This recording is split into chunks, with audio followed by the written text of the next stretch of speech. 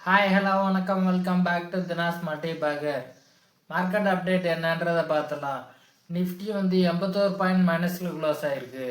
Bank Nifty 261 point மைனஸில் close ஆகிருக்கு. கோல்டை பார்த்தோம்னா இன்னைக்கு ஒரு 30 ரூபாய் ஏறி 12,030 ரூபாயில் இருக்குது 22 கேரட் கோல்டு. அடுத்தது அமேசான் வந்து $35 பில்லியன் வந்து இந்தியாவில் இன்வெஸ்ட் பண்ண போகிறதா அனௌன்ஸ் பண்ணியிருக்காங்க. எதுக்காகன்னு பார்த்தோன்னா அவங்களோட ஆப்ரேஷன்ஸை வந்துட்டு ஸ்ட்ரென்தன் பண்ண போகிறதா சொல்லியிருக்காங்க. ஏற்கனவே 2010 வந்து $40 பில்லியன் இன்வெஸ்ட் பண்ணாங்க. அது மூலமாக இப்போ வந்துட்டு பிக்கஸ்ட் ஆன்லைன் ரீட்டைலராக இருக்காங்க இந்தியாவில். இப்போ வந்து இந்த $35 பில்லியன் இன்வெஸ்ட் பண்ணுறதுனால அவங்களோட ஏஐயை வச்சுட்டு சர்வீசஸை வந்து எக்ஸ்பேண்ட் பண்ண போகிறதா சொல்லியிருக்காங்க. அண்ட் இல்லாமல் லாஜிஸ்டிக் இன்ஃப்ராஸ்ட்ரக்சரை வந்துட்டு ஸ்ட்ரென்தன் பண்ண போகிறதாகவும் சொல்லியிருக்காங்க. அது இல்லாமல் 10 மினிட்ஸில் டெலிவரி பண்ணுற குக் காமர்ஸையும் வந்துட்டு நாங்கள் டபுள் பண்ண போகிறதா சொல்லியிருக்காங்க. ஆல்ரெடி வந்துட்டு இதில் சொமேட்டோ, ஸ்விக்கி அண்டு டாட்டாவோட பிளிங்கிட்டு அண்டு ஃப்ளிப்கார்ட் இவங்க எல்லாருமே வந்துட்டு இந்த குக் காமர்ஸில் இருக்காங்க. லைஃப் சயின்சஸ் வந்து அவங்களோட கேன்சர் ட்ரக்கான சைரிஃபையை வந்துட்டு கனடா அண்டு யூஏஇயில் லான்ச் பண்ணுறதுக்காக அண்டு சேல்ஸ் பண்ணுறதுக்காகவும் வந்துட்டு ஃபார்மசிகான் ஏஜி அப்படின்ற கம்பெனியோட வந்துட்டு பார்ட்னர்ஷிப் பண்ணியிருக்காங்க. அடுத்ததாக டாக்டர் ரெட்டி வந்து ஆஸ்திரேலியன் கம்பெனியான இமிட்டோக்கோட வந்துட்டு டைப் பண்ணிடுறாங்க. எதுக்காக அப்படின்னு பார்த்தோன்னா இவங்க வந்துட்டு கேன்சர் வந்துட்டு ஒரு ட்ரக்கை வந்துட்டு மேனுஃபேக்சர் பண்ண போகிறதா சொல்லியிருக்காங்க. ஸோ இந்த ட்ரக்கு வந்துட்டு மெயினாக ஆல்ரெடி கேன்சர் இருக்கவங்களுக்கு வந்துட்டு இது எதை க்யூர் பண்ணாது. பட் ஆனால் இது வந்துட்டு பாடியோட இம்யூனிட்டியை வந்துட்டு பூஸ்டப் பண்ணணும்னு சொல்லியிருக்காங்க. இது ட்ரக் வந்துட்டு ஒரு கேன்சர் செல் வந்து பாடிக்குள்ளே வந்துச்சுன்னா அதை வந்துட்டு அழிக்கும் அப்படின்னு சொல்லியிருக்காங்க. இந்த ட்ரக்குக்கு வந்துட்டு எஃப்டி அப்படின்ற பெயர் வச்சுருக்காங்க. ட்ரக்கை வந்துட்டு டாக்டர் ரெட்டி மேனுஃபேக்சர் பண்ணாலும் இவங்க வந்துட்டு ஆல்ரெடி இருக்க US, Canada, China and Europe யூனியன்லாம் வந்து இந்த ட்ரக்கை வந்துட்டு இவங்களால சேல்ஸ் பண்ண முடியாது. ஒன்லி எமிரேட்டில் மட்டும்தான் இவங்க வந்துட்டு சேல்ஸ் பண்ண முடியும். அடுத்ததாக இன்டெலும் டாடா எலக்ட்ரானிக்ஸும் ஒரு அக்ரிமெண்ட் சைன் பண்ணியிருக்கிறதா அனௌன்ஸ் பண்ணியிருக்காங்க. எதுக்காகன்னு பார்த்தோன்னா இன்டெலோட சிப்பை வந்துட்டு டாடா எலக்ட்ரானிக்ஸ் வந்துட்டு மேனுஃபேக்சர் பண்ண போகிறதா அனௌன்ஸ் பண்ணியிருக்காங்க. இது வந்துட்டு லோக்கலில் வந்துட்டு எவ்வளோ டிமாண்ட் இருக்கோ அதுக்கு தேவையான சிப்பை வந்துட்டு மேனுஃபேக்சர் பண்ண போகிறதா சொல்லியிருக்காங்க. ஸோ இதுக்காக வந்துட்டு டாடா எலக்ட்ரானிக் வந்துட்டு செமிகண்டக்டர் மேனுஃபேக்சர் பண்ணி அதை அசம்பிள் பண்ணி இன்டெலுக்கு வந்து தருவாங்க. இதன் மூலமாக வந்து ஒரு $14 பில்லியன் வந்துட்டு இன்கம்மாக வர்றதுக்கு வாய்ப்பு இருக்குது அப்படின்னு சொல்லியிருக்காங்க. அதான் மீஷோ இப்போ வந்துட்டு இன்னைக்கு மார்க்கெட்டில் லிஸ்ட் ஆச்சு. லிஸ்டிங் ஏன்னா ஒரு 46% கிடச்சிருக்கு.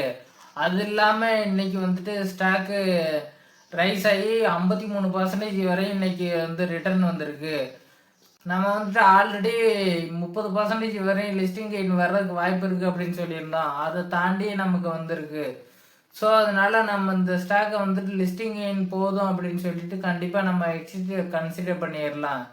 இந்த ஸ்டாக்கை வந்துட்டு ஃபியூச்சரில் வந்துட்டு பெருசாக ஒன்றும் ரிட்டர்ன் கிடைக்காது. ஸோ அதனால இந்த ஸ்டாக்கை வந்துட்டு நம்ம எக்ஸிட் கன்சிடர் பண்ணிடலாம்.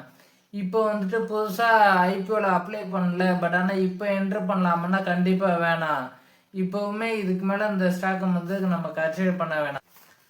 அடுத்தது ஐசிஐசிஐ ப்ரொடென்ஷியல் ஏஎம்சியோட ஐபிஓ டீட்டெயில் வந்திருக்கு. இவங்க வந்து மார்க்கெட்டில் 10,602 கோடி வந்துட்டு ரைஸ் பண்ண போகிறதா சொல்லியிருக்காங்க. இதோட ப்ரைஸ் ரேஞ்ச் பார்த்தோன்னா 2061 ரூபாயிலிருந்து 2165 அப்படின்னு சொல்லியிருக்காங்க. அண்டு வந்துட்டு இந்த ஐபிஓ வந்து 12ஆம் தேதி ஓப்பன் ஆகி 16ஆம் தேதி வந்துட்டு க்ளோஸ் ஆகுது. 17ஆம் தேதி வந்துட்டு அலோகேட் பண்ணுறாங்க. 19ஆம் தேதி வந்து மார்க்கெட்டில் லிஸ்ட் ஆகும் அப்படின்னு சொல்லியிருக்காங்க. இதோட கிரே மார்க் ப்ரீமியம் பார்த்தோன்னா பெருசாக ஒன்றும் ரிட்டர்ன் வராது. 6% தான் வந்துட்டு இருக்குது. ஸோ இதனால நம்ம வந்து இந்த ஐபிஓவை அவாய்ட் பண்ணிடலாம். அடுத்தது இந்தியன் ரூபி வந்துட்டு வீக்காகிறதுனால நம்மளோட இம்போர்ட்டிங் பில்லு வந்துட்டு ரைஸ் ஆகிருக்கு அப்படின்னு சொல்லி ஒரு ஆர்டிக்கிள் ஒன்று வந்திருக்கு. அந்த ஆர்டிக்கிளில் என்ன சொல்கிறாங்க அப்படின்னா கோல்டு அண்டு க்ரூட் ஆயில் வந்துட்டு இன்டர்நேஷ்னல் மார்க்கெட்டில் கரெக்டானாலும் ருபி வீக்கான ஆகிறதுனால இங்கே வந்துட்டு வேல்யூ வந்துட்டு ரைஸ் ஆகுது அப்படின்னு சொல்லியிருக்காங்க. அது இல்லாமல் வந்துட்டு எலக்ட்ரானிக் காம்பனன்ட்ஸும் இம்போர்ட் பண்ணுறதோட பில்லோட சைஸும் வந்துட்டு இன்க்ரீஸ் ஆகிருக்கு சேம் குவான்டிட்டிக்கு அப்படின்னு சொல்லியிருக்காங்க. நம்ம கண்ட்ரியில் வந்துட்டு அதிகமாக semiconductor chip and camera panel and ஏசிக்கு தேவையான காம்போனன்ட்ஸ் எல்லாமே இம்போர்ட் பண்ணி இங்கே அசம்பிள் பண்ணி சேல்ஸ் மட்டும் தான் பண்ணுறான். ஸோ அதனால அதோட ப்ரைஸும் வந்துட்டு ரைஸ் ஆகுது அப்படின்னு சொல்லி அந்த ஆர்டிக்கிளில் வந்திருக்கு. இண்டிகோ வந்துட்டு அவங்களோட சர்வீசஸை கரெக்டாக ப்ரொவைட் பண்ணல அப்படின்றதுனால பெரிய ப்ராப்ளமில் இருக்காங்க. அந்த டைமில் வந்துட்டு ஸ்பைஸ்ஜெட் அண்டு ஏர் இண்டியா வந்து 170 ஃப்ளைட்டை வந்துட்டு அடிஷ்னலாக இன்ட்ரொடியூஸ் பண்ணியிருக்காங்க. அது இல்லாமல் ஸ்பைஸ்ஜெட் வந்துட்டு 2 நியூ ஃப்ளைட்டை வந்துட்டு நவம்பர் லாஸ்ட் வீக்கே வந்துட்டு இன்ட்ரொடியூஸ் பண்ணாங்க. அது வந்து இப்போ கமர்ஷியலாக ரன் ஆக ஆரம்பிச்சிருக்கு. அது இல்லாமல் வந்துட்டு ஸ்பைஸ்ஜெட்டோட ஷேர் ப்ரைஸ் வந்து இந்த 3 நாளில் 7% வந்து ரைஸ் ஆகிருக்கு. இந்த ஸ்டாக் வந்துட்டு இப்போவுமே ஓவர் வேல்யூடாக தான் இருக்குது. நம்ம இந்த ஸ்டாக்கை வந்துட்டு கன்சிடர் பண்ண வேணாம். இந்த வீடியோவில் அவ்வளோதான் இன்ஃபர்மேஷன். இந்த வீடியோ உங்களுக்கு பிடிச்சிருந்துச்சுன்னா லைக் பண்ணுங்கள், உங்கள் ஃப்ரெண்ட்ஸ் அண்ட் ஃபேமிலிக்கு ஷேர் பண்ணுங்கள், எங்கள் சேனலை சப்ஸ்கிரைப் பண்ணுங்கள்.